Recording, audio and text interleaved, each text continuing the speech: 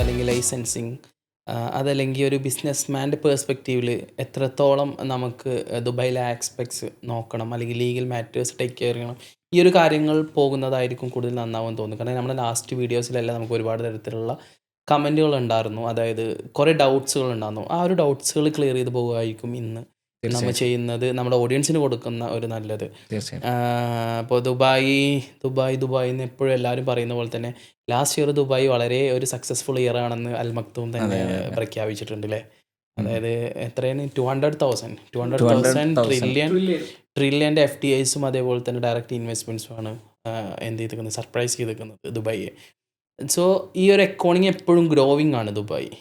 എപ്പോഴും ഒരു വേൾഡിന് എപ്പോഴും ഒരു ട്രേഡ് ഹബ്ബായിട്ട് ഓപ്പൺ ആക്കി കൊടുക്കുകയാണ് ദുബായ്. മാത്രമല്ല കഴിഞ്ഞ തവണ ഉണ്ടായിട്ടുള്ള ഒരു ഗ്രോത്ത് എന്ന് പറഞ്ഞാൽ ഭയങ്കര ഐക്കോണിക് ആയിട്ടാണ് ഇവർ പ്രസൻറ്റ് ചെയ്യുന്നത്, ദുബായ് പ്രസൻറ്റ് ചെയ്യാൻ ശ്രമിക്കുന്നത്.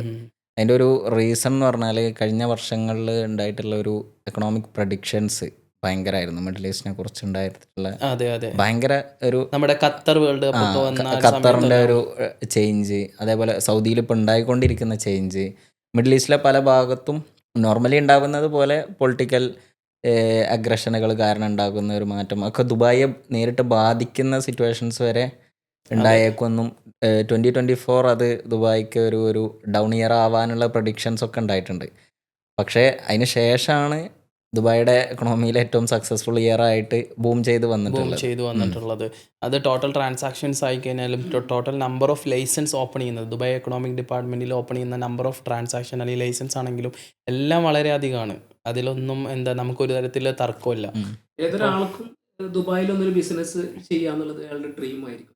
അതെ അതെ, അപ്പോൾ ഒരു ഫോറിനർ ദുബായിൽ വന്നൊരു ബിസിനസ് ഓപ്പൺ ചെയ്യണം, അപ്പോൾ അയാൾ നേരിടേണ്ടി വരുന്ന സ്റ്റഡീസ് എന്തൊക്കെയാണ്, അയാൾ ചെയ്യേണ്ട Initially. പ്രിപ്പറേഷൻസ് എന്തൊക്കെയാണ്, നമുക്ക് ആ ഒരു ടോക്കിലേക്ക് പോകുമ്പോഴാകും നമ്മുടെ ഓഡിയൻസിന് കൂടുതലായിട്ടും തീർച്ചയായിട്ടും ഞാൻ അജ്മൽ അതിലേക്ക് വരുന്നതിന് മുന്നേ ഒരു കാര്യം കൂടി പറയാം. ഇപ്പം ഞാൻ പല ആളുകളിൽ നിന്നും കേട്ടിട്ടുണ്ട്, ഇപ്പം നാട്ടിലൊരു സിറ്റുവേഷൻ വേറെയാണ്, നമ്മുടെ ബിസിനസ് എക്കോണമിയൊക്കെ സിറ്റുവേഷൻ തന്നെ ഭയങ്കരമായി ഡിഫറെൻ്റ് ആണ്. അപ്പോൾ അവിടെ സക്സസ്ഫുൾ ആയി ഒരാളെ സംബന്ധിച്ചിടത്തോളം എവിടെയും പോയി ജീവിക്കുക എന്നുള്ള ഒരു സിറ്റുവേഷൻ ആയിരിക്കും നാട്ടിലൊരു ബിസിനസ് സക്സസ്ഫുൾ ആയത്. പക്ഷേ അങ്ങനെയുള്ള ആളുകൾ പോലും പലപ്പോഴും നാട്ടിൽ നല്ലൊരു ഫണ്ട് ഉണ്ടാക്കി ദുബായിൽ വലയെറിഞ്ഞാൽ കൊയ്യാം എന്നുള്ള ഒരു പ്രതീക്ഷയോട് കൂടി ഇങ്ങോട്ട് ഫണ്ട് ഇറക്കിയിട്ട്, പക്ഷേ ചെറിയ മൈന്യൂട്ടായിട്ടുള്ള അശ്രദ്ധകൾ കാരണം എന്ത് ചെയ്യുന്നുണ്ട്, ഭയങ്കരമായിട്ടുള്ള പരാജയം സംഭവിച്ചു പോകുന്നൊരു സിറ്റുവേഷൻ. അപ്പോൾ അതൊക്കെ ഞാൻ മനസ്സിലാക്കുന്നത് എന്തുകൊണ്ടായിരിക്കും എന്നുള്ള ഒരു ബേസിക് നോളജ് ഇല്ലാത്തതിൻ്റെ, പ്രിപ്പറേഷൻ ഇല്ലാത്തതിൻ്റെ ആയിരിക്കും. അപ്പം അതിൽ നിന്ന് നമുക്ക് പറഞ്ഞു തുടങ്ങായിരിക്കും നന്നാവുന്നത്. എപ്പോഴും നമ്മൾ ഇപ്പോൾ ആസ് പെർ മൈ എക്സ്പീരിയൻസ് എപ്പോഴും നമ്മളൊരു ബിസിനസ് തുടങ്ങുന്ന സമയത്ത് അല്ലെങ്കിൽ നമ്മളിത്ര ഐഡിയ ഉണ്ട് ഇത് ബിസിനസ്സാക്കി മാറ്റണം എന്നുള്ള ഒരു ചിന്ത കൊണ്ട് ദുബായിലോട്ട്, ഇനി ദുബായിൽ നിന്നല്ല ലോകത്തിൽ എവിടെ പോയി കഴിഞ്ഞാലും നമ്മൾ ആദ്യം ചെയ്യേണ്ടത് ഒരു ഫീസിബിലിറ്റി സ്റ്റഡിയാണ്. കാരണം ഫീസിബിലിറ്റി സ്റ്റഡി വളരെ ഇമ്പോർട്ടൻ്റ് ആണ്. അപ്പോൾ എല്ലാവരും പറയും എന്താണ് ഈ ഫീസിബിലിറ്റി, ടെക്നിക്കൽ വേർഡ്സിൽ അല്ലെങ്കിൽ ടെക്നിക്കൽ പെർസ്പെക്റ്റീവിൽ അതിന് ഒരുപാട് തരത്തിലുള്ള തലങ്ങളുണ്ട്. സിമ്പിളായി പറഞ്ഞു കഴിഞ്ഞാൽ നമ്മളുടെ ബിസിനസ്സിൻ്റെ ഫൈനാൻഷ്യൽ പ്ലാൻ എന്താണ്, അതേപോലെ തന്നെ നമ്മൾ ബിസിനസ് തുടങ്ങുന്ന സമയത്ത് ഒരു 5 വർഷത്തേക്ക് നമ്മുടെ ഫൈനാൻഷ്യൽ പ്രൊജക്ഷൻ എന്താണ്. നമുക്കൊരു എക്സാമ്പിൾ എടുത്തിട്ട് തന്നെ തുടങ്ങാം. എക്സാമ്പിൾ എടുത്ത് തരുമ്പോൾ നമുക്ക് പെട്ടെന്ന് മനസ്സിലാക്കാൻ കഴിയും. ഇപ്പം ഞാനൊരു ട്രാൻസ്പോർട്ട് കമ്പനി, ഒരു ലിമോസിൻ, ഒരു luxury passenger car transport company തുടങ്ങുകയാണെന്നുണ്ടെങ്കിൽ അതിൻ്റെ ഫീസിബിലിറ്റി സ്റ്റഡി ഞാൻ എങ്ങനെ ക്യാരി ഓൺ ചെയ്യും. എനിക്ക് ഒരു മാർക്കറ്റ് ഉണ്ട്, ദുബായിലൊരു മാർക്കറ്റ് ഉണ്ട്, അതുപോലെ തന്നെ മാർക്കറ്റിൽ ഓൾറെഡി കോമ്പറ്റീറ്റേഴ്സ് ഉണ്ട്. ആ കോമ്പറ്റീറ്റേഴ്സിനെ നോക്കുന്ന സമയത്ത് what we are giving extra to the customer or extra to the end user അല്ലെങ്കിൽ എക്സ്ട്രാ ടു ദി ഗവൺമെൻറ് അല്ലെങ്കിൽ ഈ ഒരു ഇൻഡസ്ട്രിക്ക് അല്ലെങ്കിൽ ഈ ഒരു എക്കണോമിക്ക് നമ്മൾ എന്ത് എക്സ്ട്രാ ഇൻപുട്ട് കൊടുക്കുന്നു, അത് വളരെ മാറ്ററാണ്. അപ്പോൾ മാർക്കറ്റ് അനാലിസിസ് അല്ലെങ്കിൽ മാർക്കറ്റ് വ്യൂ അനാലിസിസ്, അതിൽ കോമ്പറ്റീറ്റേഴ്സും പെടും, നമ്മുടെ മാർക്കറ്റിംഗ് പ്ലാനും ഈ തരത്തിലുള്ള എല്ലാ കാര്യങ്ങളും വരും. അതേപോലെ തന്നെ ഫൈനാൻഷ്യൽ പ്രൊജക്ഷനും ഫൈനാൻഷ്യൽ പ്ലാനിങ്ങും ഇതും വളരെയധികം ഇമ്പോർട്ടൻ്റ് ആണ്. കാരണം നമ്മുടെ നാട് പോലെ അല്ലെങ്കിൽ വേറെ അതർ കൺട്രീസ് പോലെയല്ല, പല കാര്യങ്ങളിലും എക്സ്പെൻസീവുമാണ്, പല കാര്യങ്ങളിലും നമുക്ക് മാനേജബിൾ ആയിട്ടുള്ള ബഡ്ജറ്റ് യൂസ് ചെയ്യാനും പറ്റും. മൂന്നാമതൊരു കാര്യം, ഈ ഫീസിബിലിറ്റിൻ്റെ സ്റ്റഡിയിൽ വരുന്ന ഒരു പാർട്ട്, ഇപ്പോൾ ഈ ഒരു ബിസിനസ് ആണെങ്കിൽ നമ്മുടെ ഫ്ലീറ്റ്സ്, നമ്മൾ യൂസ് ചെയ്യുന്ന കാർസ്, എസ്പെഷ്യലി ദുബായ് എന്ന് പറയുന്നത് വളരെ അഡ്വാൻസ്ഡ് ആയിട്ട് ഒരുപാട് കൊല്ലം മുമ്പിൽ സഞ്ചരിക്കുന്ന ഒരു രാജ്യമാണ്. അപ്പോൾ ഇവിടെ എയർ ടാക്സീസ് വന്നിട്ടുണ്ട്, അതുപോലെ തന്നെ പലതരത്തിലുള്ള ടെക്നോളജിക്കൽ അഡ്വാൻസ് വന്നിട്ടുണ്ട്. അപ്പോൾ നമ്മുടെ കാർ അല്ലെങ്കിൽ നമ്മളുടെ ട്രാൻസ്പോർട്ട് കാർ അല്ലെങ്കിൽ ഒരു ബിസിനസ്സിലും അത്തരത്തിലുള്ള ഫ്ലീറ്റുകൾ വരണം. മേ ബി ഹൈബ്രിഡ് കാർസൊക്കെയാണ് ആദ്യം യൂസ് ചെയ്തതെങ്കിൽ ഇപ്പോൾ എല്ലാം ഇലക്ട്രിക് കാർസാണ്. അപ്പോൾ കൂടുതലും ഇപ്പോൾ ഇലക്ട്രിക് കാർസ് എന്ന് പറയുമ്പോൾ എപ്പോഴും പെട്ടെന്ന് വരുന്നത് ടെസ്ല. അപ്പോൾ മാക്സിമം ടെസ്ല യൂസ് ചെയ്യുക. അപ്പോൾ അത്തരത്തിലുള്ള ഒരു സ്റ്റഡിയാണ് ഫീസിബിലിറ്റി സ്റ്റഡി എന്ന് ബേസിക്കലി പറയുന്നത്. അത് നമ്മുടെ മാർക്കറ്റിംഗ് പെർസ്പെക്റ്റീവ് ഉണ്ടാവും, ഫൈനാൻഷ്യൽ പെർസ്പെക്റ്റീവ് ഉണ്ടാവും, ഓപ്പറേഷണൽ പെർസ്പെക്റ്റീവ് ഉണ്ടാവും, അല്ലെങ്കിൽ നമ്മൾ what we are bringing new to the ഇൻഡസ്ട്രിക്ക് നമ്മൾ എന്ത് പുതിയത് കൊണ്ടുവരുന്നു. ഈ മാറ്റേഴ്സ് എല്ലാം നമ്മുടെ ബിസിനസ്സിനെ എന്ത് ചെയ്യുന്നുണ്ട്, കമ്പോസ് ചെയ്യുന്നുണ്ട്. നമ്മുടെ ബിസിനസ്സിന് മുന്നോട്ട് പോകുന്നുള്ള ആ ഒരു ഓപ്പറേഷനും ആ ഒരു ഫ്യൂച്ചറിസ്റ്റിക് ആയിട്ടുള്ള നമ്മുടെ വിഷനും ഇത് വളരെ തരത്തിലുള്ള അഡ്വാൻറ്റേജും അതേപോലെ തന്നെ പോസിറ്റീവായിട്ടുള്ള കുറേ ഫീഡ്ബാക്കും നമുക്ക് തരുന്നുണ്ട്. അപ്പോൾ ഈ ഒരു സ്റ്റഡി കണ്ടക്ട് ചെയ്യുക എന്നുള്ളതാണ് എനിക്ക് തോന്നുന്നത്. ഒരാൾ ദുബൈയിൽ ബേസിക് വന്നു കഴിഞ്ഞാൽ ഒരു സ്റ്റഡി കണ്ടക്ട് ചെയ്യാതെ ജസ്റ്റ് ആരെങ്കിലും പറയുന്നത് കേട്ടിട്ട്, ഇപ്പോൾ നമ്മൾ പണ്ട് പറയുന്ന പോലെ ഒരാൾ കഫ്റ്റീരിയ തുടങ്ങിക്കഴിഞ്ഞാൽ എല്ലാവരും കഫ്റ്റീരിയ തുടങ്ങുക, അവർക്ക് കച്ചവടം ഉണ്ടല്ലോ, നമുക്ക് സിമ്പിളായി കിട്ടുന്നുണ്ട്. അത് ശരിയല്ല തോന്നുന്നു. ഈ ഒരു സ്റ്റഡി അഡ്വാൻസ്ഡ് മാർക്കറ്റിൻ്റെ എല്ലാ സ്വഭാവവും ലോകതലത്തിൽ കാണിച്ചുകൊണ്ടിരിക്കുന്ന ഒരു എക്കോണമിയാണ് ഇപ്പോൾ ഇവിടെ ഉള്ളത്. ഏറ്റവും വളരെ അഡ്വാൻസ്ഡ് ആയിട്ടുള്ള മാർക്കറ്റ്. അപ്പം നമ്മളെ ചില ആളുകളിപ്പം നമ്മളെ നാട്ടിലൊക്കെ പഴയ എന്തുണ്ടാവും, കാരണവന്മാരൊക്കെ പണ്ട് ഇവിടെ ബിസിനസ് നടത്തി, ചെറിയ കഫ്തീരിയ നടത്തി, സൂപ്പർ മാർക്കറ്റ് നടത്തി, ബക്കാലകൾ നടത്തി. പക്ഷെ അവർ അന്നത്തെ കാലത്ത് അവിടെ അത്രയും ഡൗൺ ട്രോഡൻ ആയിട്ടുള്ള എക്കോണമിയിൽ ചെറുത് തുടങ്ങിയിട്ടാൽ പോലും സക്സസ്ഫുൾ ആയിരുന്നു. അതെ. പക്ഷെ ഇന്നിപ്പോൾ എന്തെങ്കിലും തുടങ്ങിയിടുക എന്നതിനേക്കാൾ എങ്ങനെ തുടങ്ങുന്നു, എങ്ങനെ പ്ലാൻ ചെയ്യുന്നു എന്നതിന് വലിയൊരു ഇമ്പോർട്ടൻസ് ഉണ്ട്. പക്ഷെ അത് മനസ്സിലാക്കാത്തത് കൊണ്ടാണ് ഇപ്പം നേരത്തെ പറഞ്ഞ പോലെ ഇപ്പോൾ ഈ ഹൈബ്രിഡ് കാർസ്, അല്ലെങ്കിൽ ഇപ്പോൾ ട്രാൻസ്പോർട്ടേഷൻ്റെ ഒരു വിഷയം തന്നെ എടുത്തു നോക്കിയാൽ നമ്മൾ നാടോടുമ്പോൾ നടുവോടണം എന്ന് പറഞ്ഞ പോലെ അതിനനുസരിച്ച് അപ്ഗ്രേഡ് ആവാത്തതിൻ്റെ ഒരു ഇഷ്യൂ പലപ്പോഴും നമ്മൾ ഫേസ് ചെയ്യുന്നുണ്ട്. അത് ഗവൺമെൻറ് തലത്തിലാണെന്നുണ്ടെങ്കിലും നമുക്കറിയാലേ, ഗവൺമെൻറ് തലത്തിലാണെന്നുണ്ടെങ്കിൽ നമ്മൾ ഇലക്ട്രിക് കാർസ് യൂസ് ചെയ്യുന്നു, ഫ്ലീറ്റിൽ യൂസ് ചെയ്യുന്നുണ്ടെന്നുണ്ടെങ്കിലൊക്കെ ഒരുപാട് തരത്തിലുള്ള അഡ്വാൻറ്റേജസും ഒരുപാട് തരത്തിലുള്ള ഫീസ് റിഡക്ഷൻസും ഒക്കെ നമുക്കുണ്ടാവും.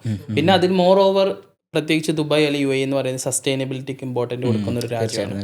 അപ്പോൾ അവിടെ നമ്മൾ ഈ കാർബൺ എമിഷൻസ് കുറക്കാൻ വേണ്ടിയിട്ടും അല്ലെങ്കിൽ എക്കോ ഫ്രണ്ട്ലി ആയിട്ടുള്ള പ്രൊഡക്റ്റ് നമ്മൾ യൂസ് ചെയ്യുന്ന പോലെ തന്നെ എക്കോ ഫ്രണ്ട്ലി ആയിട്ടുള്ള അല്ലെങ്കിൽ റീയൂസബിൾ ആയിട്ടുള്ള മെറ്റീരിയൽസും അല്ലെങ്കിൽ ഇതുപോലത്തെ നമ്മുടെ ഫ്ലീറ്റ്സും ഈവൻ നമ്മുടെ ഓഫീസാണെങ്കിലും ഒരുപാട് ഓഫീസുകൾ ഇപ്പോൾ എന്ത് ചെയ്യുന്നു, ഗോ ഗ്രീൻ കോൺസെപ്റ്റ്സ്. ഇപ്പോൾ എമിറേറ്റ്സ് ഇസ്ലാമിക് ബാങ്കിൽ പോകുന്ന സമയത്ത് തന്നെ go green concepts, Emirates NBD ആയാലും ഇസ്ലാമിക് ആയാലും അത് നല്ല രീതിയിൽ തന്നെ അവരെന്ത് ചെയ്യുന്നുണ്ട്, ഗോ ഗ്രീൻ കൺസെപ്റ്റിനെ പേപ്പർലെസ് ട്രാൻസാക്ഷൻ എന്ത് ചെയ്യുന്നു, പ്രൊമോട്ട് ചെയ്യുന്നുണ്ട്. അപ്പോൾ അത്തരത്തിലുള്ള കാര്യങ്ങളൊക്കെയാണ് ഈ ഒരു ഫീസിബിലിറ്റി സ്റ്റഡിയിൽ വരുന്നത്. അപ്പോൾ അതാണ് ആദ്യം നോക്കേണ്ടതെന്നാണ് എല്ലാവരും ചെയ്യേണ്ടത്. നോക്കേണ്ടതെന്നല്ല, എല്ലാ ബിസിനസ്മാൻമാരും എത്തുന്ന സമയത്ത് അത് ആദ്യം ടേക്ക് കെയർ ചെയ്യണം എന്നുള്ളതാണ് മെയിൻ കാര്യം. മറ്റൊരു കാര്യം ഞാൻ മനസ്സിലാക്കുന്നത്, ഇപ്പം ഇതേപോലെ ഇപ്പോൾ ഈ ഒരു ബേസിക് ഫീസിബിലിറ്റി സ്റ്റഡി കഴിഞ്ഞാൽ പിന്നെ ഈ ഒരു പ്രൊസീജറൽ ബാരിയേഴ്സ് പലരെയും ബുദ്ധിമുട്ടിക്കുന്ന ഒരു ഏരിയയാണ്. അപ്പം നിസാമിന് സംസാരിക്കാൻ പറ്റുന്ന ഒരു, നന്നായി ഡീൽ ചെയ്യാൻ പറ്റുന്ന ഒരു ഏരിയയാണ് ഞാൻ മനസ്സിലാക്കുന്നത്.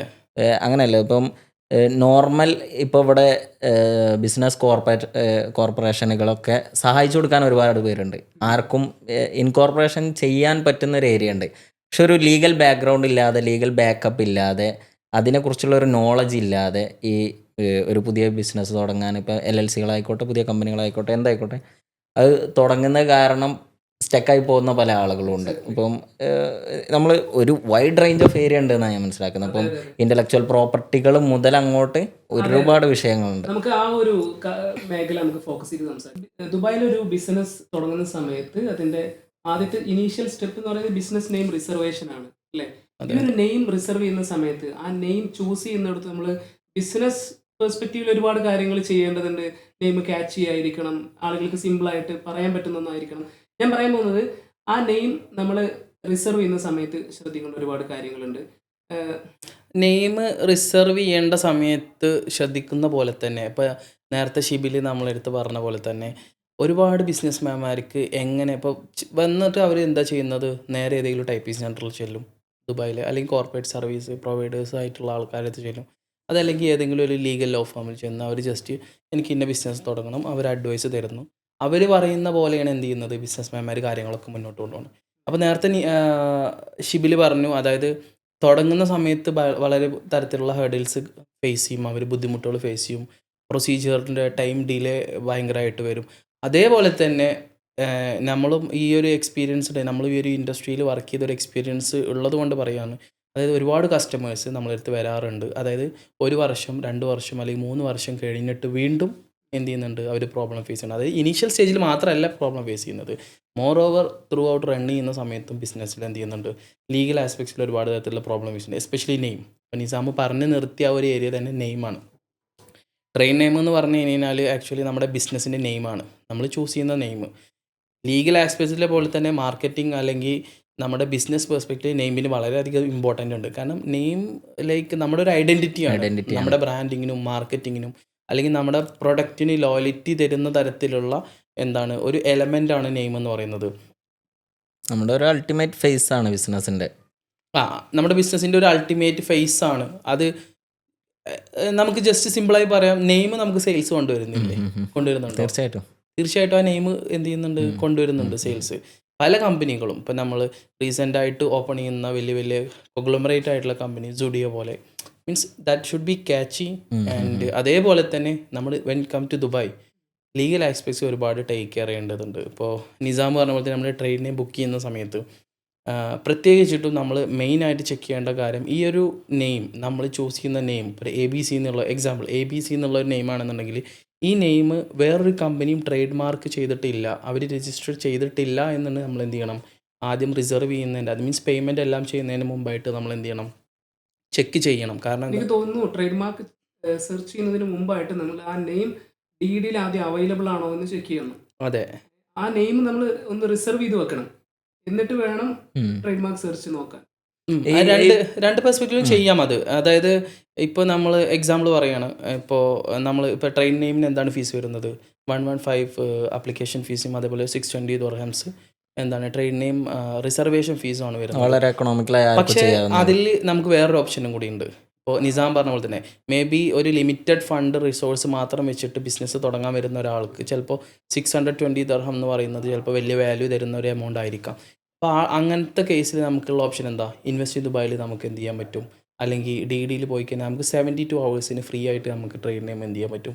ബുക്ക് ചെയ്യാൻ പറ്റും. അത് റിസർവ് ചെയ്ത് വെക്കാൻ പറ്റും. അപ്പോൾ ആ ഒരു സമയം കൊണ്ട് വേണമെന്നുണ്ടെങ്കിൽ നമുക്ക് എന്ത് ചെയ്യാൻ പറ്റും? നെയിം ചെക്ക് ചെയ്യാൻ പറ്റും. കാരണം എന്താണെന്ന് വെച്ച് കഴിഞ്ഞാൽ നമ്മൾ നെയിം ബുക്ക് ചെയ്തതിന് ശേഷം നമ്മൾ പ്രൊസീഡിങ്സിനെല്ലാം സ്റ്റാർട്ട് ചെയ്തു. പിന്നീടാണ് നമ്മൾ അറിയുന്നത്, ഫൈനൽ ലൈസൻസ് വർക്കുകളെല്ലാം കഴിഞ്ഞതിന് ശേഷമാണ് നമ്മൾ അറിയുന്നത് ഇതുപോലത്തെ ഒരു കമ്പനി ഓൾറെഡി രജിസ്റ്റേർഡ് ആണ്, ട്രേഡ് മാർക്ക് എടുത്തു വെച്ചിട്ടുണ്ട്. സോ ഗവൺമെൻറ്റിന് ഫുൾ റൈറ്റ്സ് ഉണ്ട് അത് റീകോൾ ചെയ്യാൻ, ചേഞ്ച് ചെയ്യാനോ റീകോൾ ചെയ്യാനോ അല്ലെങ്കിൽ നമുക്ക് മേൽക്കുള്ള ഒബ്ജെക്ഷൻസ് വെക്കാനുള്ള എല്ലാ റൈറ്റ്സും എന്തുണ്ട്? ഗവൺമെൻറ്റിനുണ്ട്. പിന്നെ വേറെ കുറച്ച് കാര്യങ്ങൾ നെയിമിൻ്റെ എന്ന് പറഞ്ഞു കഴിഞ്ഞാൽ പല ആൾക്കാർക്കും അറിയില്ല. അതായത് പല ടൈപ്പിംഗ് സെൻറ്റേഴ്സ് അല്ലെങ്കിൽ പല കോർപ്പറേറ്റ് സർവീസ് പ്രൊവൈഡേഴ്സും ഇത് അവരുടെ അടുത്ത് പറയില്ല. അതായത് എക്സാമ്പിൾസ് ഇപ്പോൾ നമ്മൾ നെയിം യൂസ് ചെയ്യുന്ന സമയത്ത് ഇപ്പോൾ ഇന്നലെ അടക്കം എൻ്റെ ഒരു ചൈനീസ് കസ്റ്റമർ, നമ്മുടെ ഓഫീസിലുള്ള ഒരു ചൈനീസ് കസ്റ്റമർ, അവരുടെ നെയിമിൽ ഹൈഫൺസ് ഉണ്ട്. അതായത് ഹിൽ എന്ന് സ്റ്റാർട്ട് ചെയ്ത ഫുൾ നെയിം ഞാൻ പറയുന്നില്ല, ഹൈഫൺ ഇട്ടിട്ടാണ് നെയിം വന്നിട്ടുള്ളത്. ലൈസൻസിനകത്തും അതാണ് വന്നിട്ടുള്ളത്. അവർ പ്രോബ്ലം ഫേസ് ചെയ്തത് എവിടെയാണ്? ബാങ്കിൽ പോയപ്പോഴാണ് അവർക്ക് ആ ഒരു പ്രോബ്ലം ഫേസ് ചെയ്തത്. ഇതെന്തുകൊണ്ട് ഈ നെയിം വന്നു? സോ ട്രേഡ് നെയിമിൻ്റെ നമ്മൾ ആ ഒരു സർട്ടിഫിക്കറ്റ് കിട്ടിക്കാൻ അതിൻ്റെ ബാക്കിൽ തന്നെ കറക്റ്റായിട്ട് എഴുതിയിട്ടുണ്ട്. ഹൈഫൺസ്, പങ്ക്ച്വേഷൻസ്, കോമാസ്, ഡോട്ട്സ് ഒന്നും നമ്മൾ എന്ത് ചെയ്യാൻ പാടില്ല? യൂസ് ചെയ്യാൻ പാടില്ല. പിന്നെ അതുപോലെ തന്നെ ഗോഡ്, അള്ളാഹ് എന്നുള്ള നെയിംസ്, ഇങ്ങനത്തെ അല്ലെങ്കിൽ കഅബ, മക്ക, ഇങ്ങനത്തെ ഇസ്ലാമിക് വേർഡ്സ് ആയിക്കോട്ടെ, അതർ റിലീജിയസ് വേർഡ്സ് ആയിക്കോട്ടെ, ഒരുപാട് വേർഡ്സ് ഇവിടെ പ്രൊട്ടക്ട് ചെയ്ത് വെച്ചിട്ടുണ്ട്. ആ വേർഡ്സുകളൊന്നും നമ്മൾ എന്ത് ചെയ്യാൻ പാടില്ല? നെയിമിൽ യൂസ് ചെയ്യാൻ പാടില്ല.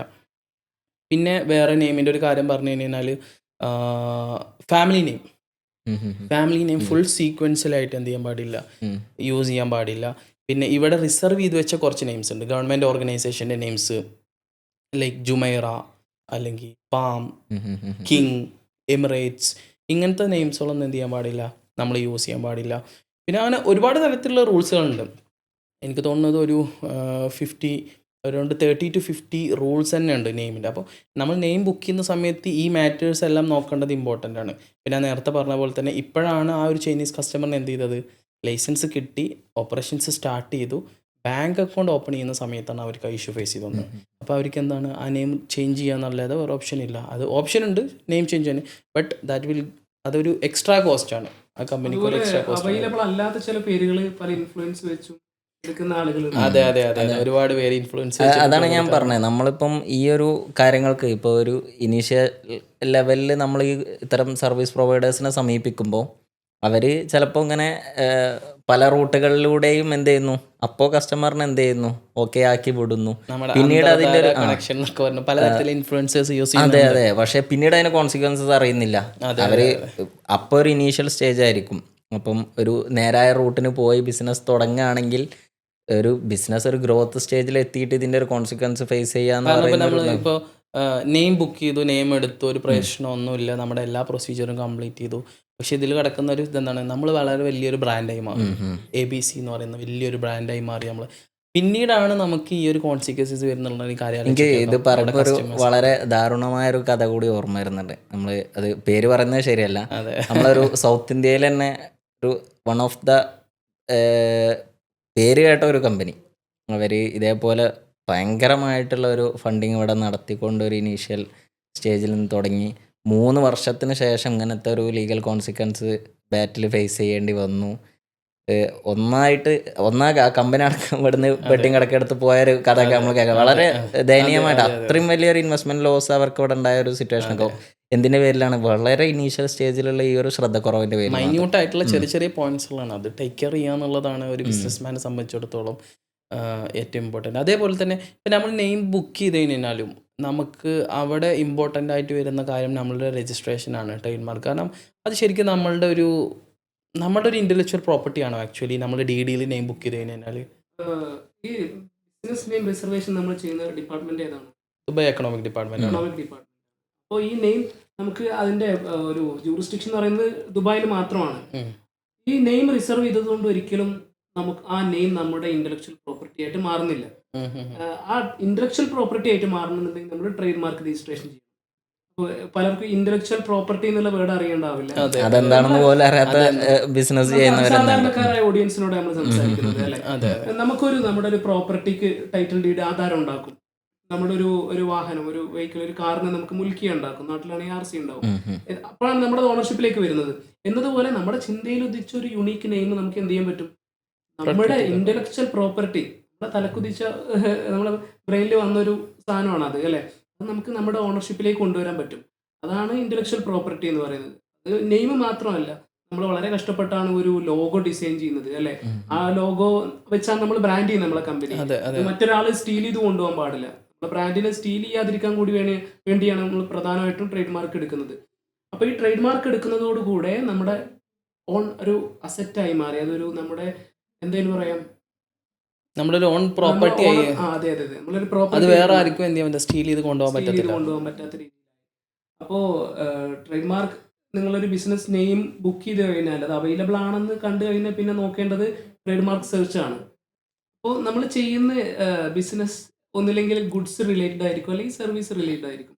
അപ്പോൾ ഈ ഗുഡ്സ് ഓർ സർവീസ് ഏത് ക്ലാസ്സിൽ വരുന്നു എന്ന് നമ്മൾ കണ്ടുപിടിക്കണം. ക്ലാസ് ഇതുകൊണ്ട് ഉദ്ദേശിക്കുന്നത് വേൾഡ് ഇന്റലക്ച്വൽ പ്രോപ്പർട്ടി ഓർഗനൈസേഷൻ ഈ ലോകത്തുള്ള മൊത്തം ക്ലാസ് ഗുഡ്സ് ആൻഡ് സർവീസസിനെ 45 ക്ലാസ്സിലേക്ക് റെഡ്യൂസ് ചെയ്തിട്ടുണ്ട്. അപ്പോൾ നമ്മളെ ഏത് ക്ലാസ്സിലാണ്, നൈസ് ക്ലാസിഫിക്കേഷൻ എന്നാണ് അതിന് പറയുന്നത്. ഇതിൽ നമ്മുടെ ഇൻഡസ്ട്രിയിൽ ഏത് ക്ലാസ്സിൽ വരുന്നു എന്ന് ഐഡന്റിഫൈ ചെയ്തതിന് ശേഷം നമ്മൾ ആ ട്രേഡ് മാർക്ക് അവൈലബിൾ ആണോ, ആ നെയിം അവൈലബിൾ ആണോ എന്ന് ചെക്ക് ചെയ്യണം. ഈ ചെക്ക് ചെയ്തതിന് ശേഷം മാത്രമേ നമുക്ക് അപ്ലിക്കേഷൻ ഫയൽ ചെയ്യുന്നത് ഞാൻ അത് സജസ്റ്റ് ചെയ്യുള്ളൂ. കാരണം പിന്നീട് ഒരു ട്രേഡ് മാർക്ക് ഇൻഫ്രിഞ്ച്മെന്റ് ഒരു കേസിലേക്ക് പോകുന്നതിനേക്കാൾ നല്ലത് വേറെ ആരെങ്കിലും എടുത്തിട്ടുണ്ടോ എന്നുള്ളത് ചെക്ക് ചെയ്യുന്നത് വളരെ ക്രൂഷ്യൽ. അതായത് ഈ ആദ്യം നമ്മളുടെ പേര്, നമ്മുടെ കമ്പനിയുടെ നെയിം ആദ്യം സെർച്ച് ചെയ്യണം. ആദ്യം ഇത് അവൈലബിൾ ആണോ അല്ലേ എന്ന് ചെയ്തതിന് ശേഷം ഇപ്പോൾ നേരെ ആപ്ലിക്കേഷനിൽ പോകാമെന്നാണ് നിസാം പറഞ്ഞത്. അപ്പോൾ എനിക്കിപ്പോൾ പെട്ടെന്ന് ഇപ്പോൾ വന്ന ഒരു ഡൗട്ടാണ്. ഇപ്പോൾ എക്സാമ്പിൾ, ഇപ്പോൾ ഞാൻ എൻ്റെ ഒരു കമ്പനി തുടങ്ങിക്കഴിഞ്ഞ് കഴിഞ്ഞാൽ ഞാൻ അതിനൊരു ടാഗ് ലൈൻ കണ്ടുപിടിച്ചു, അല്ലെങ്കിൽ ഒരു സൗണ്ട് കണ്ടുപിടിച്ചു. നമ്മളിപ്പോൾ കമ്പ്യൂട്ടറെല്ലാം ഓപ്പൺ ചെയ്യുന്ന സമയത്ത് പല OS എല്ലാം പല സൗണ്ടുകളെല്ലാം ഉണ്ടാകുന്ന പോലെ ഞാനൊരു സൗണ്ട് കണ്ടുപിടിച്ചു. ഇനി അത് പോട്ടെ, വേറെ എക്സാമ്പിൾ, ഞാൻ ഒരു ഡിസൈനറാണെന്ന് വിചാരിക്കുക, ഞാൻ കുറച്ച് അല്ലെങ്കിൽ ഒരു പെയിൻറ്റർ ആണെന്ന് വിചാരിക്കുക, ഡ്രോ കാര്യങ്ങളെല്ലാം ചെയ്യുന്നത്. ഞാനൊരു പ്രത്യേക തരത്തിലുള്ള കളർ കണ്ടുപിടിച്ച് അതിന് ഞാൻ പ്രത്യേക തരത്തിലുള്ള പേരിട്ടു.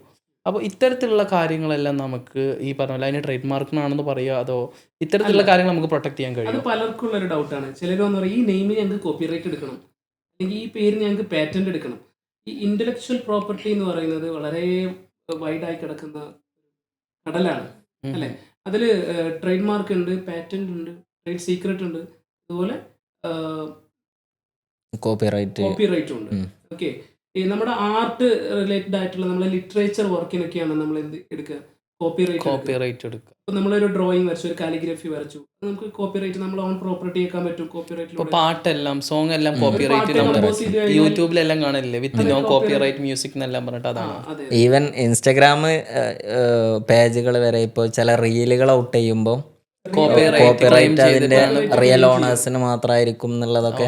മറ്റൊരാളെ സ്റ്റീൽ ചെയ്യാതിരിക്കാൻ വേണ്ടി. ഇതിന്റെ സെയിം ഇൻസിഡന്റ് ഇപ്പൊ നമ്മുടെ ഒരു ഫ്രണ്ടിന് തന്നെ വന്നിട്ടുണ്ടായിരുന്നു. ആള് ഒരു വീഡിയോ എടുത്ത് ഇട്ടു, അതിന് അത്യാവശ്യം നല്ല കുഴപ്പമില്ലാത്ത ഒരു അപ്രോക്സിമേറ്റ്ലി ഒരു 500-600,000 വ്യൂസ് ആയി. പക്ഷെ ആൾക്ക് അതിൽ മോണിറ്റൈസേഷൻ വന്നില്ല. അപ്പൊ അതിനകത്ത് മെൻഷൻ ചെയ്തിട്ടുണ്ടാകുന്നത് copyright claim to other party എന്ന് പറഞ്ഞിട്ടുള്ള ഒരു സാധനമാണ് വന്നിരുന്നത്. അതുപോലെയാണ് ഇപ്പോൾ അജ്മൽ പറഞ്ഞതുപോലെ ഒരു പർട്ടിക്കുലർ സ്മെല്ല് നമ്മൾ കണ്ടുപിടിച്ചു, ഒരു യുണീക്ക് സ്മെല്ലിന് നമുക്ക് ട്രേഡ് മാർക്ക്. ആ സ്മെല്ല് ഉണ്ടാക്കിയ ആ പ്രോസസ്സിന് നമുക്ക് പാറ്റന്റ് എടുക്കാൻ പറ്റും.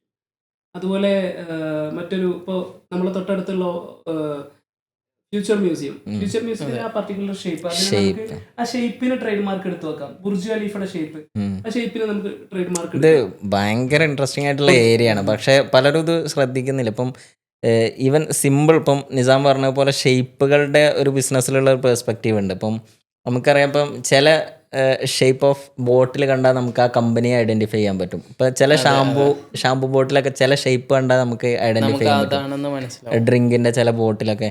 അപ്പം ആ കമ്പനി അത് അവരുടെ ഇന്റലക്ച്വൽ പ്രോപ്പർട്ടി ആയിട്ട് രജിസ്റ്റർ ചെയ്തിട്ടുണ്ട് എന്നുണ്ടെങ്കിൽ ദേ ക്യാൻ ഗോ ഫോർ എന്തിനാ, അവർക്ക് സ്യൂട്ട് ഫയൽ ചെയ്യാം, അവർക്കെതിരെ ബാറ്റിലിന് പോവാം. അത് ഈ ഒരു ബിസിനസ് വേൾഡ് എക്സാമ്പിൾസ് എന്തെങ്കിലും നമുക്ക് കൊടുക്കാൻ കഴിയുമോ? ഇങ്ങനെ ഒരു ഡിസ്പ്യൂട്ട് വന്നത് പെർട്ടിക്കുലർ ഷേപ്പോ അല്ലെങ്കിൽ പെർട്ടിക്കുലർ പ്രൊഡക്റ്റിനോ അല്ലെങ്കിൽ പെർട്ടിക്കുലർ നെയിമിനോ? തീർച്ചയായിട്ടും. ഇപ്പോൾ ഷേപ്പിൻ്റെത് ഒരുപാട് കേസസ് ഉണ്ട്. ഇപ്പോൾ ഞാൻ പറഞ്ഞു, ഇപ്പം ബോട്ടിലുകളുടേത് ഒക്കെ ഉണ്ടാവാറുണ്ട്. ഇപ്പം ഈവൻ നമുക്കറിയാം, ഇപ്പം കമ്പനികളൊക്കെ അവെയർഡാണ്. ഇപ്പം ഓൾമോസ്റ്റ് ഓൾ ബിഗ് ജയൻസൊക്കെ ഇതിനെക്കുറിച്ച് വെൽ പ്രിപ്പയർഡ് ആണ്. അവർക്ക് ഇതിന് വേണ്ട ടീം ഇതിൻ്റെ ബാക്കിലുള്ളതുകൊണ്ട്. ഇപ്പം നമുക്കറിയാം, ഇപ്പം സിമിലർ ഷേപ്പുകളിലുള്ള കാറുകൾ നിരന്തരം ഇറങ്ങുന്നുണ്ട്. ഇപ്പം AMGയുടെ ഇപ്പോൾ G-Wagonന്റെ ഷേപ്പിൽ നമുക്കിവിടെ ഷെഹ്സാദ് റോഡിൽ ഇറങ്ങി നിന്നാൽ നമുക്ക് G-Wagon തോന്നിപ്പിക്കുന്ന ഒരു 4-5 കാറുകൾ ചിലപ്പം വേറെ വേറെ കമ്പനിയുടെ. നമ്മുടെ നാട്ടിൽ തന്നെ റീസെന്റ് നടന്നതല്ലേ താറും അതേപോലെ തന്നെ റാംഗ്ലറും തമ്മിലുള്ള ഇഷ്യൂ ഉണ്ടായിരുന്നു. അപ്പം താറും റാംഗ്ലറൊക്കെ നോക്കുമ്പം ഷേപ്പ് സിമിലർ ആണ്, പക്ഷെ അവർ ചെറിയ ആസ്പെക്റ്റുകൾ വെച്ചിട്ട് അവരെന്ത് ചെയ്യുന്നുണ്ട്, ആ ഒരു രജിസ്ട്രേഷൻ പ്രോസസ്സ് ലീഗലി അവർ ഓക്കെ ആക്കിയിട്ടാണ് ഇപ്പോൾ കമ്പനികൾ മുന്നോട്ട് പോകുന്നത്. അപ്പം ഷേപ്പുകൾ പോലെ തന്നെ ഇപ്പം പിക്ചറുകൾ, ചില ക്യാരക്ടേഴ്സ്. ഇപ്പം ഡിസ്നിയുടെ ഒരു ക്യാരക്ടറാണ്, വളരെ വേൾഡ് ഫേമസ് ക്യാരക്ടറാണ് മിക്കി മൗസ്. അതിൻ്റെ പേരിൽ ലോകത്ത് ഭയങ്കരമായിട്ടുള്ള ഒരു ഫൈറ്റ് നടന്നിട്ടുണ്ട്. അപ്പം ഒരു US-ലായിട്ടുള്ള ഒരു ഡേ കെയർ സെൻറ്റർ അവർ ഈ മിക്കി മൗസ് ക്യാരക്ടർ ഉപയോഗിക്കുന്നതുമായി ബന്ധപ്പെട്ട് ഭയങ്കര ഒരു അലിഗേഷൻസ് വരികയും ഒക്കെ ഭയങ്കര ഫൈറ്റ് നടക്കുന്നത്. അപ്പം ഇതൊരു ലോകതലത്തിൽ കമ്പനികൾ, ഒരു ഗ്രോൺ എക്കോണമിയിൽ എല്ലാവരും അവെയർഡായിരിക്കുന്ന ഒരു കാര്യമാണ് എന്ത്, ഷേപ്സ്, കളേഴ്സ്, നെയിമുകളിലുള്ള ചേഞ്ചസ് അത് രജിസ്റ്റർ ചെയ്ത് വെക്കുക. സ്വന്തം കമ്പനിയുടെ ഒരു ഇൻ്റലക്ച്വൽ പ്രോപ്പർട്ടി എന്ത് ചെയ്യുക, അവരെ ഒരു ഓൺ പ്രൊഡക്റ്റായി വെക്കുക. ഈ ഒരു ചെറിയ കമ്പനികൾ, ഇപ്പോൾ ഡേ കെയർ സെൻറ്ററിൻ്റെ പറഞ്ഞ പോലെ തന്നെ ചെറിയ കമ്പനികൾക്ക് ചിലപ്പോൾ അവരുടെ ഒരു മൈൻഡ് സെറ്റ് ഉണ്ടാവും. ഇപ്പോൾ നമ്മൾ സ്റ്റാർട്ട് ചെയ്ത് നമ്മളിപ്പോൾ ട്രേഡ് മാർക്ക് എടുത്തു വെച്ചു, പക്ഷെ നമ്മൾ വലിയൊരു കമ്പനിയായി മാറിയില്ല. പക്ഷെ വേറൊരു കമ്പനി പെട്ടെന്ന് തുടങ്ങി, അവർ പെട്ടെന്ന് ഫേമസ് ആയി, പെട്ടെന്ന് ഒരു വേൾഡ് വെൽ നോൺ ഒരു നെയിമായി മാറി. പക്ഷേ ലീഗലി എന്താണ്, ഞാനാണ് ഫസ്റ്റ് ആ ട്രേഡ് മാർക്ക് എടുത്തിട്ടുള്ളത്. അപ്പോൾ അതിൻ്റെ ഒക്കെ ഒരു പോസിബിലിറ്റി എങ്ങനെയാണ്? അതായത് എനിക്ക് ഫൈറ്റ് ചെയ്ത് കഴിഞ്ഞാലും ഞാൻ രജിസ്റ്റേർഡ് ആണെന്നുണ്ടെങ്കിൽ എനിക്ക് അത് ക്ലെയിം ചെയ്യാനുള്ള ഓപ്ഷൻസ് ഉണ്ട്. ഒരുപാട് ഉദാഹരണങ്ങളുണ്ട്. ചെറിയ കമ്പനികൾ വലിയ മൾട്ടിനാഷണൽ കമ്പനികളെ മുട്ടുകുത്തിച്ച കേസുകൾ ഒരുപാടുണ്ട്. എന്തിനേറെ ടെസ്ല വലിയൊരു ഗ്രൂപ്പ് ഓഫ് കമ്പനിയാണ് ടെസ്ല. എലോൺ മസ്ക് ടെസ്ല എന്നുള്ള നെയിം കിട്ടാൻ വേണ്ടിയിട്ട് ഒരു ചൈനീസ് ബിസിനസ്മാൻ, ടെസ്ല ഒരു ചൈനീസ് ബിസിനസ്മാൻ ഓൾറെഡി റിസർവ് ചെയ്ത് വെച്ചിരുന്നു. അവിടെ ചൈനയിൽ ടെസ്ല എന്നുള്ള പേര് കിട്ടാൻ വേണ്ടിയിട്ട് അവരത് കേസ് ഫയൽ ചെയ്തിട്ട് അങ്ങനെ ലീഗലി ഫൈറ്റ് ചെയ്തിട്ടുണ്ട്. അപ്പോൾ ഒരുപാട് ചെറിയ കമ്പനികൾ വലിയ കമ്പനികളെ തോൽപ്പിച്ച ഒരുപാട്. ഇപ്പോൾ ചെറിയ കമ്പനികൾ എന്ന് പറഞ്ഞ ഒരു സിറ്റുവേഷനിൽ പറയുകയാണ്, എല്ലാ ചെറിയ കമ്പനികൾക്കും അല്ലെങ്കിൽ സ്റ്റാർട്ട് ചെയ്യുന്ന ഓണ്ടർപ്രണേഴ്സായിട്ട് വരുന്ന സ്റ്റാർട്ടപ്പ് ചെയ്യുന്ന ചെറിയ ബിസിനസ്മാൻമാർക്കുള്ള, പ്രത്യേകിച്ച് ഇപ്പോൾ ട്രേഡ് മാർക്കിനെ കുറിച്ചിട്ട് വരുമ്പോഴുള്ള ഒരു ഡൗട്ടാണ്, ഇത് ഭയങ്കര കോംപ്ലിക്കേറ്റഡ് ആണ്, ഇതിൻ്റെ പ്രൊസീജിയറെല്ലാം ഭയങ്കര ലെങ്തിയാണ്, ഇത് നമുക്ക് നല്ല എക്സ്പെൻസീവായിട്ടുള്ള ഒരു പ്രൊസീജിയറാണ്. എങ്ങനെയാണ്, അത്രത്തോളം എക്സ്പെൻസീവ് ആണോ, അത്രത്തോളം പ്രൊസീജിയർ ഉണ്ടോ, എന്താണ് ഇതിൻ്റെ കറക്റ്റ് പ്രൊസീജിയർ? ഈ ഒരു ട്രേഡ് മാർക്ക് എങ്ങനെ നമുക്ക് പെട്ടെന്ന് അപ്ലിക്കേഷൻ ചെയ്യാൻ പറ്റും? ട്രേഡ് മാർക്കിൻ്റെ കോസ്റ്റ് എന്ന് പറയുന്നത് കമ്പയറിങ് ടു അതിൻ്റെ വാല്യൂ, അതായത് നിങ്ങൾ ഈ ബ്രാൻഡിനെ എത്രത്തോളം പ്രൊട്ടക്ട് ചെയ്യുന്ന ഒരു സംഗതിയാണ് ട്രേഡ് മാർക്ക് എന്ന് മനസ്സിലാക്കുമ്പോൾ അതിന്റെ കോസ്റ്റ് വളരെ കുറവാണ് കമ്പയർ. ഓക്കെ, ഇതിന്റെ ഡ്യൂറേഷൻ മിനിസ്ട്രി പറയുന്നത് 3 to 6 months ആണ് പറയുന്നത്. നോർമലി ഒരു 2 monthsനുള്ളിൽ തന്നെ നമുക്ക്. പ്രൊസീജിയർ ഒക്കെ കോംപ്ലിക്കേറ്റഡ് ആണോ? അല്ല, വളരെ ലിബറൽ ആയിട്ടാണ് അതിന്റെ പ്രൊസീജിയർ വെച്ചിട്ടുള്ളത്. ശരിക്കും പറഞ്ഞാൽ ലോകത്തെ എല്ലായിടത്തും ഏകദേശം ഒരേ പ്രൊസീജിയറാണ്. നമ്മളൊരു ട്രേഡ് മാർക്ക് സെർച്ച് ചെയ്തതിന് ശേഷം നമ്മളത് അപ്ലിക്കേഷൻ ഫയൽ ചെയ്യും. മിനിസ്ട്രി ഓഫ് എക്കണോമിയിൽ അപ്ലിക്കേഷൻ ഫയൽ ചെയ്യും.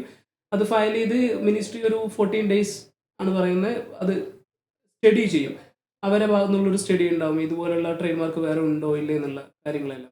അതിനുശേഷം അല്ലെങ്കിൽ ആ ഒരു ട്രേഡ് മാർക്ക് ഇവരുടെ പറയുന്ന റൂൾസിനെ വയലേറ്റ് ചെയ്യുന്നുണ്ടോ എന്നുള്ള രീതിയിലൊക്കെ ഒരു സ്റ്റഡി അവരുടെ ഭാഗത്ത് നിന്ന് കണ്ടക്ട് ചെയ്യും. അതിനുശേഷം നമുക്കൊരു കിറാറുൽ കബൂൽ എന്ന് പറയുന്ന ഒരു ഡോക്യുമെന്റ് അവർ അയച്ചു തരും. ലൈക്ക് നിങ്ങൾ ഇത് പബ്ലിക്കേഷൻ അയക്കാൻ എലിജിബിൾ ആണ്. അപ്പോൾ നമ്മൾ ആ ഒരു സർട്ടിഫിക്കറ്റ് കിട്ടിയ ഉടനെ നമ്മൾ പബ്ലിക്കേഷൻ വിത്തിൻ 30 ഡേയ്സ് നമ്മൾ എന്ത് ചെയ്യണം, പബ്ലിക്കേഷൻ അയക്കണം. ആ പബ്ലിക്കേഷനിൽ പബ്ലിക് ആർക്ക് വേണമെങ്കിലും ഓപ്പോസിഷൻ ഫയൽ ചെയ്യാം.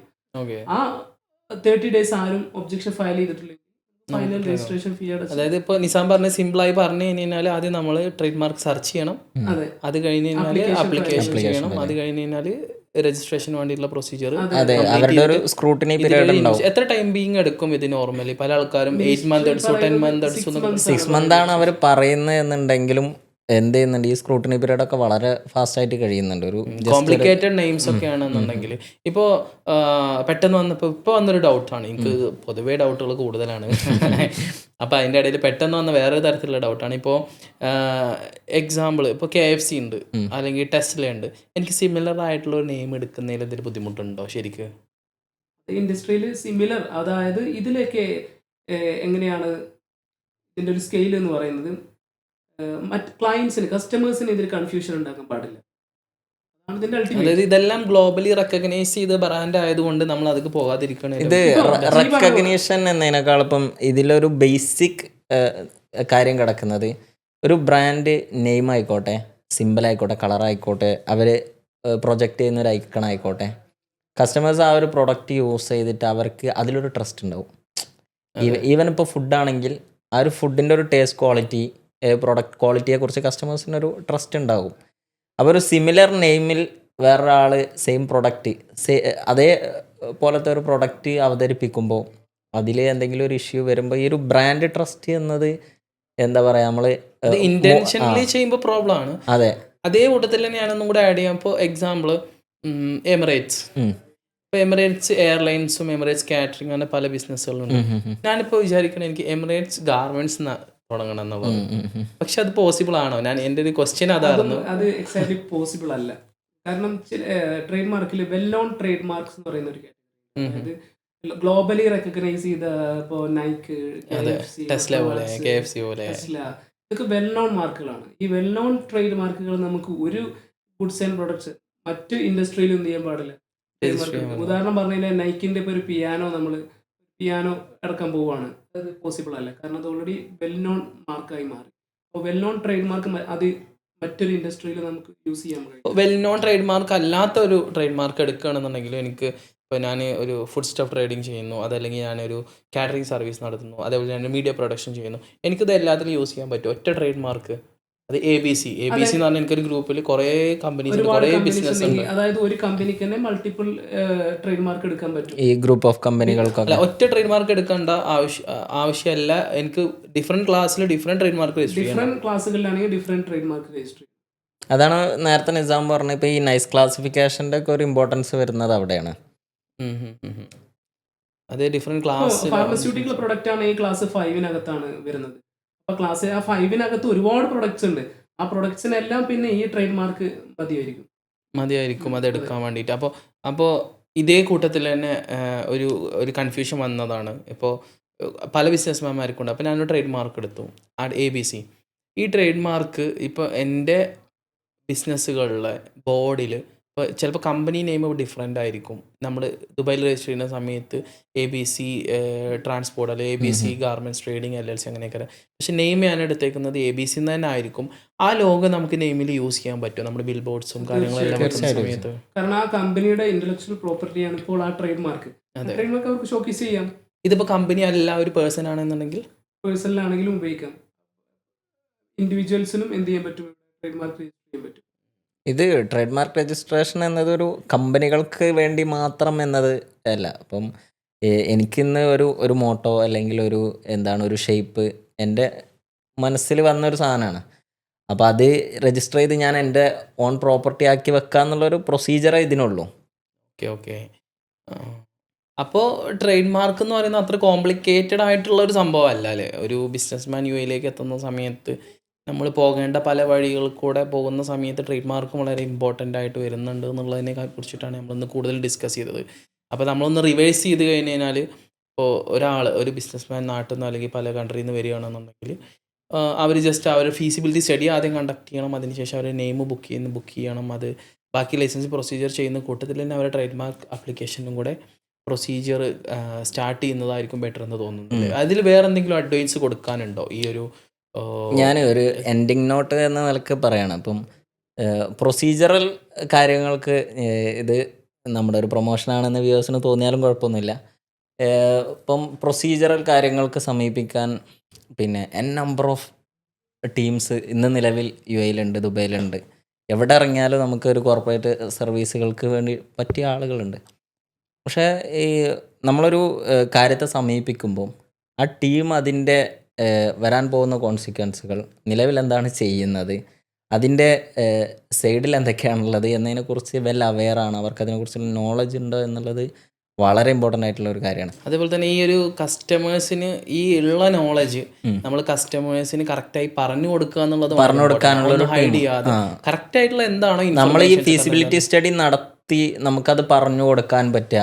ഇപ്പം ഞാൻ പറഞ്ഞപ്പം നമുക്കുള്ള ഒരു അഡ്വാൻസ് ആയിട്ട് ഞാൻ മനസ്സിലാക്കുന്ന ഒരു കാര്യം വെച്ചാൽ, നമുക്ക് ഫീസിബിലിറ്റി സ്റ്റഡി നടത്താനൊരു ടീമുണ്ട്, ഇതിൻ്റെ ഒരു സ്റ്റാറ്റിക്കൽ കാര്യങ്ങളെക്കുറിച്ച് പറഞ്ഞു കൊടുക്കാൻ ആളുകളുണ്ട്, ലീഗൽ വിഷയങ്ങളെക്കുറിച്ച് വെൽ അവെയറാക്കി കസ്റ്റമേഴ്സിനെ പ്രിപ്പയർഡ് ആക്കി കൊടുക്കാൻ, അവരൊരു സേഫ് സോണിൽ ബിസിനസ് തുടങ്ങാൻ വിത്ത് നോ ടെൻഷൻ എന്നുള്ള ഒരു കാര്യം നമുക്കുണ്ടെന്ന്. പക്ഷെ പലരും ഇല്ലാതെ പോകുന്നത് അതാണ്. പലരും എന്ത് ചെയ്യുന്നു, നമ്മൾ സമീപിക്കുന്നു, ഇൻകോർപ്പറേഷൻ നടക്കുന്നുണ്ട്, അല്ലെങ്കിൽ ഒരു ഇനീഷ്യൽ സ്റ്റേജൊക്കെ പേപ്പർ വർക്കുകളൊക്കെ ക്ലിയറാണ്, പക്ഷെ പിന്നീട് എന്ത് ചെയ്യുന്നു, അതിൻ്റെ ആഫ്റ്റർ എഫക്റ്റുകൾ ഇങ്ങനെ കണ്ടു തുടങ്ങുന്നു. അവിടെ ശരിയില്ല, അവിടെ ശരിയില്ല, എന്തുകൊണ്ട്, ഇതുകൊണ്ട്. അപ്പോൾ പിന്നെ നമ്മളടുത്തേക്ക് വരികയാണ്. ആ ഒരു ഇഷ്യൂ ഫേസ് ചെയ്യുന്നതാണ്. അപ്പം ഒരു എൻഡിങ് നോട്ടായിട്ട് എനിക്ക് തരാനുള്ളൊരു അഡ്വൈസ് അതാണ്. നമ്മൾ സമീപിക്കുന്ന ടീം അവർ എന്തായിരിക്കണം, ഒരു വെൽ ഫങ്ഷനിങ് ആണോ, വെൽ അവെയർ ആയിട്ടുള്ള ഒരു ഫുള്ളി ഫ്ലഡ്ജഡ് ആയിട്ടുള്ള ടീമിനെയാണോ സമീപിക്കുന്നത് എന്നുള്ളത് ഒന്ന് അവെയർ ആയിരിക്കുന്നത് നന്നാവും. നിസാമിന് എന്താ നമ്മുടെ ഓഡിയൻസിന് കൊടുക്കാനുള്ള ഒരു എൻഡിങ് നോട്ട്സ് എന്ന് പറയുന്ന പോലെ തന്നെ എന്താണ് ഒരു അഡ്വൈസ് കൊടുക്കാനുള്ളത് ഈ ഒരു ട്രേഡ് മാർക്കിനെ കുറിച്ചിട്ട്? ഈ ട്രേഡ് മാർക്ക് രജിസ്റ്റർ ചെയ്ത പോലെ തന്നെ ഇമ്പോർട്ടന്റ് ആണ് ട്രേഡ് മാർക്ക് റിന്യൂ ചെയ്യുക എന്നുള്ളത്.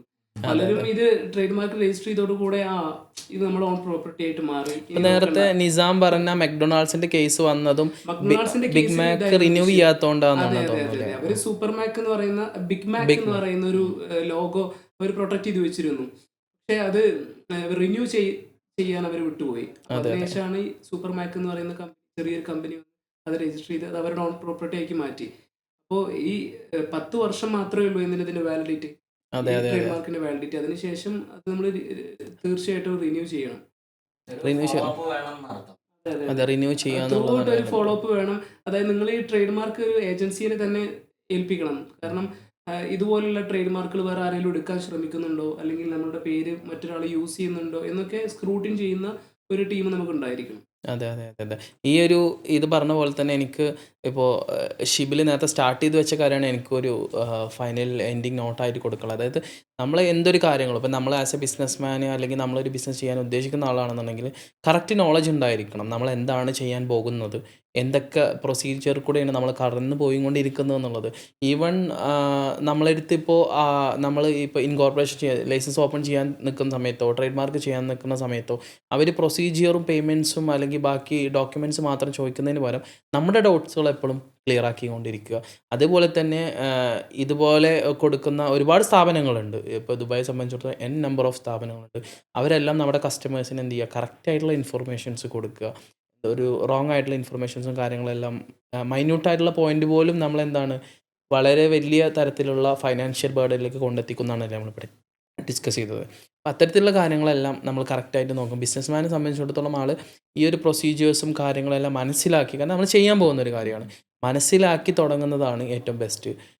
അത് ഒരുപാട് സമയം എടുത്തിട്ടല്ല, ഒരുപാട് ഹെൽപ്പ് ഔട്ട് ചെയ്യുന്ന നമ്മുടെ ഇൻക്യുബേഷൻ സെൻറ്റർ പോലെ തന്നെ ഒരുപാട് സ്ഥാപനങ്ങളുണ്ട്. വിത്ത് ഫ്രീ ഓഫ് കോസ്റ്റ് തന്നെ ചെയ്യാൻ പറ്റുന്ന ഒരുപാട് സ്ഥാപനമുണ്ട്. കൺസൾട്ടിങ്ങിന് ഒരിക്കലും ദുബായിൽ എന്ത് ചെയ്യുന്നില്ല, ആരും അധികം ചാർജോ കാര്യങ്ങളോ ഫീസോ കാര്യങ്ങളോ ഒന്നും ഈടാക്കുന്നില്ല. മോർ ഓവർ ഇൻഫർമേഷൻസ് അക്വയർ ചെയ്യുക, പ്രൊസീജിയർ എല്ലാം ആ ഒരു ലീഗൽ വേ കൂടെ കംപ്ലീറ്റ് ചെയ്താൽ നമ്മുടെ ബിസിനസ് നല്ല രീതിയിൽ മുന്നോട്ട് കൊണ്ടുപോകാൻ പറ്റുമെന്ന് വിചാരിക്കുന്നു. അപ്പോൾ ബിസിനസ് ചെയ്യുന്നവരും ചെയ്യാൻ ഉദ്ദേശിക്കുന്നവർക്കും നല്ലൊരു പ്ലേസാണ് ദുബായ്. ബാക്കി ഒരു കൺട്രി പോലെയല്ല. ദുബായ്ക്ക് ദുബായിൻ്റേതായിട്ടുള്ള ഒരു കോർ അഡ്വാൻറ്റേജ് ഉണ്ട്, കോർ വിഷൻ ഉണ്ട്, ഒരുപാട് ഫോർവേഡ് തിങ്കിങ് ആണ് ദുബായ്. അപ്പോൾ കോമ്പറ്റീഷൻ ഉണ്ട് ദുബായിൽ, ബട്ട് ഇഫ് യു ഫ്യൂച്ചറുണ്ട് അതുപോലെ തന്നെ. അപ്പോൾ നമുക്ക് എന്തായാലും ട്രേഡ് മാർക്കിൻ്റെ ബാക്കി ഡിസ്കഷൻസും കൂടെ ഉണ്ട്. അതെന്തായാലും നമുക്ക് നെക്സ്റ്റ് എപ്പിസോഡിൽ നമുക്ക് ഡീറ്റെയിൽ ആയിട്ട് ഡിസ്കസ് ചെയ്യാം.